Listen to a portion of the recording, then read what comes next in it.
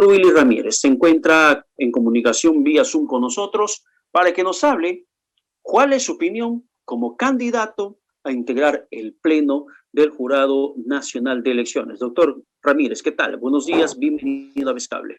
Muchísimas gracias, Pedro, por la invitación y un abrazo a toda la teleaudiencia de Vez Cable Televisión y a este interesante programa Rumbo al Poder. Bueno, por el mandato de nuestra Constitución, de nuestra Carta Fundamental, nuestro Jurado Nacional de Elecciones está conformado por 5 integrantes. Uno, que es un juez supremo elegido en sala plena, que es el que preside. Bueno, ahí es antidemocrático, ¿no? O sea, el guardián mismo de la democracia es antidemocrático porque no tiene la posibilidad de elegir a su presidente como sí es en otros órganos o entes autónomos constitucionales, y en el caso de nuestro jurado, el presidente ya nace con nombre, ¿no? Bien, el segundo miembro es un fiscal supremo elegido en Junta de Fiscales Supremos, y el tercer miembro es un representante del Colegio de Abogados de Lima, elegido entre sus miembros también, entre todos los que estamos colegiados en el Colegio de Abogados de Lima. Aclaro que es solamente el Colegio de Abogados de Lima, ¿ok? Y luego de tantas idas y venidas, de tantos impases que hemos estado lamentablemente atravesando al interior de nuestra orden, ya hay un mandato judicial que restituye al Comité Electoral Primigenio, y así que estamos nuevamente en esta contienda, en esta carrera, por cubrir o por ocupar ese importante sillón de la Administración de Justicia Electoral en nuestro país. Ahora, pero doctor Ramírez, entendido que este es un proceso electoral donde los agremiados, los colegiados del Colegio de Abogados de Lima van a tener que elegir la mejor figura posible dentro del pleno del jurado. ¿Cuáles son las propuestas suyas? ¿Qué es lo que considera usted como su principal soporte, su principal baluarte para que sea elegido representante del Colegio de Abogados de Lima en el Pleno del Jurado Nacional de Elecciones? Uno, y el más importante, no estoy inscrito ni soy simpatizante de ningún partido ni movimiento político, lo que me da la autoridad moral para poder integrar un ente colegiado de 5 que administrará justicia electoral. 2, que cuento con todos los requisitos que tanto nuestra Constitución, la ley orgánica de nuestro jurado y el reglamento de elecciones del Colegio de Abogados de Lima exige, como es edad mínima 45 años, más de 15 años de colegiado y de una idoneidad y de una solvencia moral. Bueno, quien le habla viene de la academia. He sido desde asistente académico hasta rector universitario, y en el campo de la docencia vengo ya más de 20 años ejerciendo la docencia en las principales universidades de nuestro país, en los últimos tiempos a nivel de posgrado. Soy también autor de diversas obras jurídicas y de administración y de gestión de negocios, porque me desempeño también en esas áreas, ¿no? Entonces, tras su legado profesional, ¿qué es lo que propone? ¿Cuáles serían las propuestas suyas para que pueda ser elegido como representante del CAL dentro del jurado?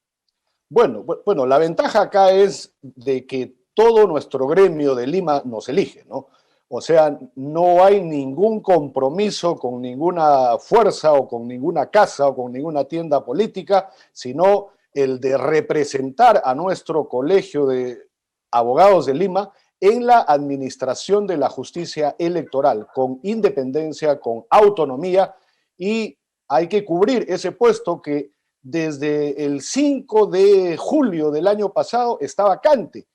La La elección debió darse en el mes de mayo o junio del año pasado, pero lamentablemente por este tema de la COVID-19 se fue postergando. En el mes de agosto se hizo la convocatoria, nos inscribimos, pero se presentaron una serie de problemas y de censuras y de vacancias de sucesivos comités electorales hasta que finalmente el mandato judicial, una resolución judicial, restituye al comité electoral primigenio y es el que tiene a su cargo ahora el llevar adelante la elección de esta importante representación. Ahora, ¿considera usted que la falta del integrante del Pleno del Jurado, representante del Colegio de Abogados de Lima, haya sido un factor determinante en la improcedencia de varias candidaturas? Sí, indudablemente sí. ¿Por qué? Porque al ser este ente colegiado, bueno, al estar conformado por 5, que es un número impar, entonces la mayoría simple es de 3-2. Pero la propia norma establece que ante la ausencia de uno, el presidente tiene el voto dirimente, lo que quiere decir que el presidente vota doble. Y el voto doble, que es lo que justamente estaba mencionando, que lo ocurrió con el tema del APRE con Perú Nación, que la decisión voto doble del señor Salazar conllevó a que finalmente se termine enterrando esos partidos políticos y por ende hasta perdiendo la inscripción. Así es, así es. Y cuidado, a falta de 2, o sea, ya con 3, el jurado no puede funcionar en lo que corresponde a la Administración de Justicia Electoral. Y eso ha sucedido el año pasado. ¿Por qué? Porque se venció el plazo del representante de las facultades de Derecho de las universidades públicas, que era el exdecano de la Universidad Nacional, Pedro Ruiz Gallo, y luego de 1 o 2 semanas recién se eligió al representante que hoy en día es el exdecano de la Facultad de Derecho de la Universidad José Faustino Sánchez Carrión, lo que quiere decir que hubo un lapso corto de tiempo en donde nuestro Jurado Nacional de Elecciones no pudo administrar justicia porque no le faltaba 1, sino le faltaban 2, y lo que establece la ley es que necesita 4 como mínimo para poder funcionar en lo que a la Administración de Justicia Electoral corresponde, ¿no?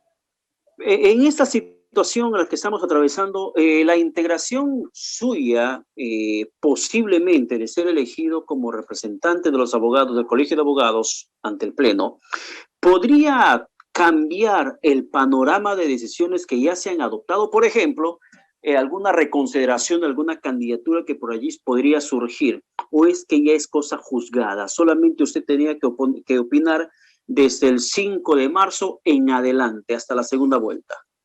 Bueno, es desde el momento mismo en que se incorpore el representante. Si la elección es el viernes 5 de marzo, bueno, yo supongo de que el resultado saldrá en horas de la noche. El sábado, domingo es día no laborable. El día lunes 8 de marzo estaría nuestro representante dirigiéndose o constituyéndose, como decimos los abogados, ante el Pleno del Jurado Nacional de Elecciones para tomar juramento e instalarse, y a partir de ese momento es que empieza a tomar conocimiento de las causas y a tener voz y voto en cada uno de los procesos. Ahora, no nos olvidemos que la Administración de Justicia Electoral es una función exclusiva y excluyente del Jurado Nacional de Elecciones. No hay otro ente en nuestro Estado peruano que pueda administrar justicia electoral, y los fallos del Jurado Nacional de Elecciones son inapelables, irrevisables. Ahora, se puede interponer recursos, pero es el propio Pleno el que nuevamente revisa esta resolución y aceptará o negará el tema de la revisión o de la reconsideración, pero en el Jurado Nacional de Elecciones se agota la instancia y ya no hay a dónde más ir, ¿no?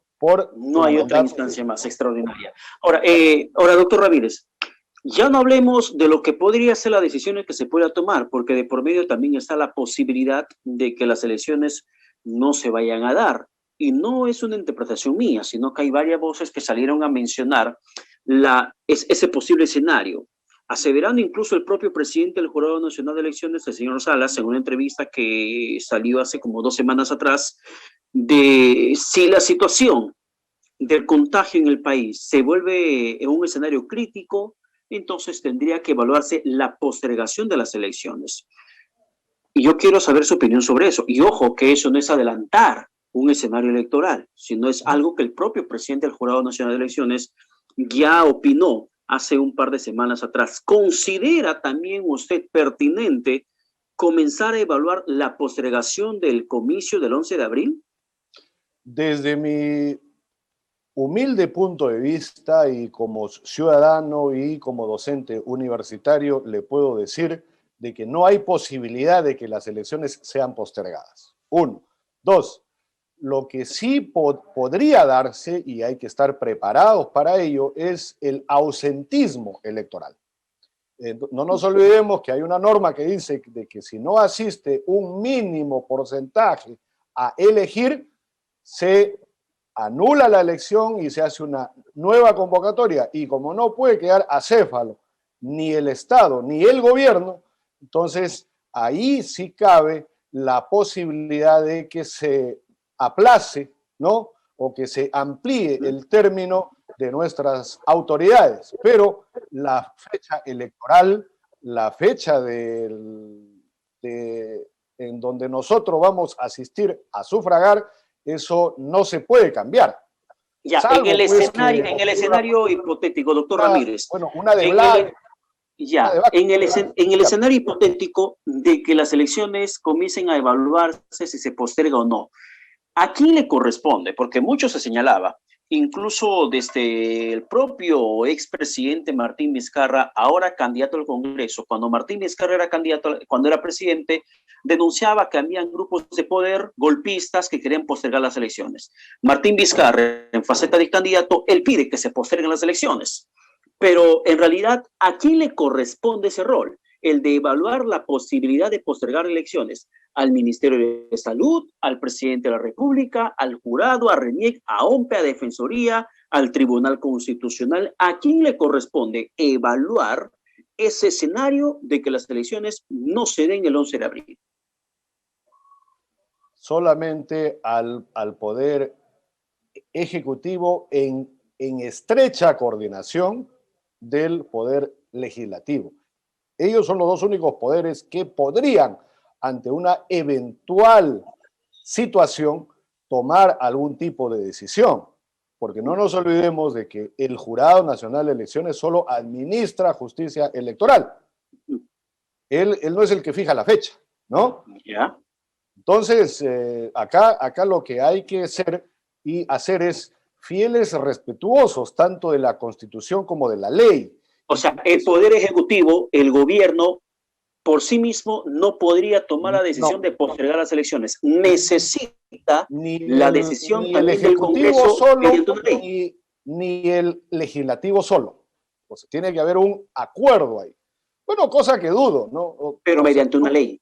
Claro, claro. Bueno, no hay que ser fatalistas tampoco, ¿no? ¿Por qué? Porque sí existe posibilidad de que las elecciones se realicen. El ejemplo más próximo o más cercano, han habido elecciones generales en nuestro país del altiplano, Bolivia, en nuestro vecino país del altiplano. El próximo fin de semana hay elecciones en Ecuador.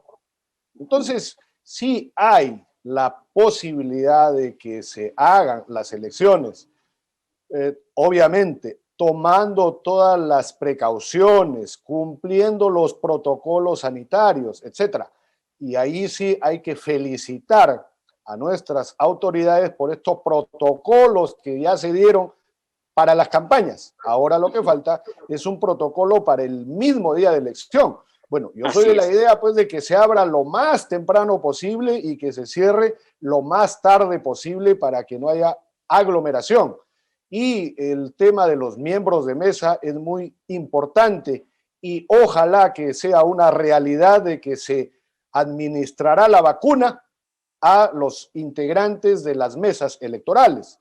Entonces, eso ya nos daría cierta seguridad o cierta garantía en lo que a nuestra integridad corresponde, ¿no? Ahora, eso de que mientras yo ejercía algún cargo decía A, ahora que soy candidato para otro cargo digo B, será nuestra ciudadanía, será el electorado, evalúen, revisen nuestras hojas de vida y nuestra trayectoria profesional. Y lo que a Willy Ramírez corresponde, simplemente decirles de que gozo de la plena autonomía e independencia, que es lo que realmente se requiere para una verdadera justicia electoral. Y Willy Ramírez sí te representa. Bien, doctor Ramírez, muchas gracias por la comunicación. Esperamos tener otra próxima oportunidad, de repente, cuando se oficialice que ha ganado este proceso interno del Colegio de Abogados. Muchísimas gracias. Buen domingo. Muchísimas gracias, Pedro, y por tu intermedio a toda la teleaudiencia de Vez Cable Televisión. Un abrazo fuerte.